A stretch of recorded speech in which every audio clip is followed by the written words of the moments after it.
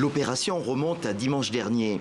Une patrouille de Mirage 2000 français basée à N'Djamena est intervenue dans le nord du Tchad.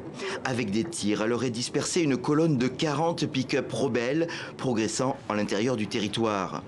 Problème, cette force dévolue normalement à la lutte contre le terrorisme islamiste au Sahel peut-elle intervenir dans un conflit tchadien? Non, estime le porte-parole de l'UFR, ce mouvement rebelle.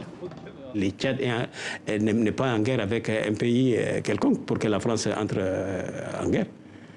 C'est un problème tchado-tchadien. Donc la France doit se retirer et de nous laisser régler nous-mêmes nos problèmes. On a les moyens de se défendre, mais nous ne voulons pas en arriver là. La France, c'est notre partenaire. Nous ne voulons pas être en belligérance avec la France à cause d'un dictateur. Cette avancée rebelle rappelle l'attaque de 2008 où les mêmes combattants de l'UFR étaient parvenus jusqu'au centre de la capitale tchadienne. Les troupes d'Idriss Déby et le président n'étaient parvenus à les repousser que grâce à l'appui de l'armée française.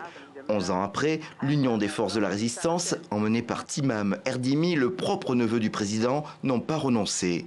Nos hommes sont positionnés à l'intérieur de notre pays et notre position, c'est de renverser le système uni par ce peuple.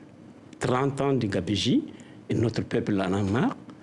Déby a pris la population tchadienne en otage. Ça fait 30 ans de dictature et les gens en ont marre.